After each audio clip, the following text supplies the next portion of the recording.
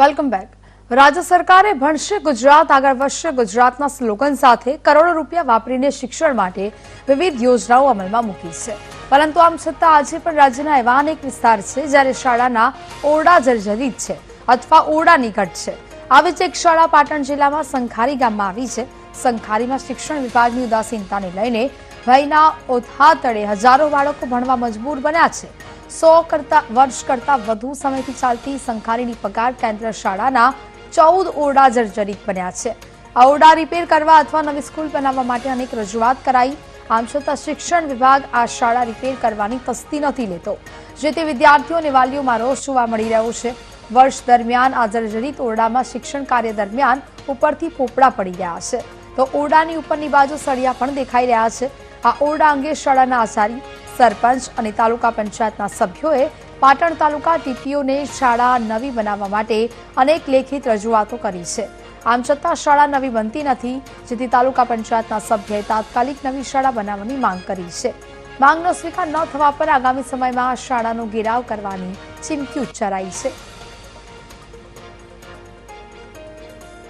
અમારી શાળા 100 વર્ષ જૂની છે, એટલે કે મારા દાદાના પણ દાદા અહીં ભણેલા છે। અમારી શાળાની હાલની સ્થિતિ એવી છે કે બાળકો ભણવા બેઠા હોય તો પણ ઉપરથી પોપડા પડે છે, એટલે બધા બાળકો ભયભીત થઈ જાય છે અને ઘરે માતા પિતાને પણ ચિંતા થાય છે કે બાળક સલામત હશે। અમે જ્યાર સુધી ઘરે ન જઈએ ત્યાર સુધી માતા પિતા ચિંતા કરતા હોય છે। અમારી શાળામાં જે અમુક રૂમોમાં પાણી પણ ટપકે છે, જેથી પ્રોજેક્ટર પણ બગડી ગયા છે। અમારી શાળા હાલ ખૂબ જ જર્જરિત છે, એટલે અમારે બધા બાળકોની એક જ વિનંતી છે કે અમારી શાળાને જલ્દી ને જલ્દી સરકાર નવી બનાવી આપે અને અમે સરખી રીતે ભણી શકીએ। મારી શાળા લગભગ 100 વર્ષ જૂની છે, જેમાં અમુક રૂમોમાં ચોમાસા દરમિયાન વરસાદના પાણીના ટીપા પડે છે, પોપડા ઉખડે છે, જેથી બાળકો ભયભીત રીતે ભણે છે। અમુક રૂમોમાં ભેજના કારણે પ્રોજેક્ટર પણ બંધ થઈ ગયા છે, તેથી બધા જ બાળકોને બહાર બેસીને ભણવું પડે છે, જેથી અમારી સરકાર પાસે એક જ માંગ છે કે જલ્દીથી જલ્દી અમારી શાળા નવી બને। અમારી આ શાળા 100 વર્ષથી ઉપર વધારે વર્ષ થયા છે, ત્યારથી આ શાળામાં શિક્ષણની દ્રષ્ટિએ ખૂબ આગળ છે, પણ અમુક ઓરડાઓ એટલા જર્જરિત થઈ ગયા છે કે બાળકો ત્યાં બેઠા હોય તો અમને ભય હોય। ઘણીવાર બાળકો રિસેસના ટાઈમે અંદર રમતા હોય તો પણ અમને બીક હોય।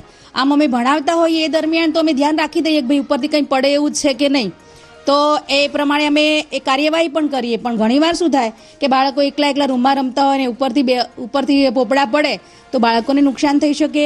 આ સંજોગો જોતાં અમને એવું લાગે છે કે શાળાને રિપેરિંગ કરવાની અથવા તો નવી બનાવવાની જરૂર છે, કેમ કે બાળકો નિર્ભય રીતે ભણી શકતા નથી અને અમે ભયના ઓથાર નીચે ભણાવી રહ્યા છીએ।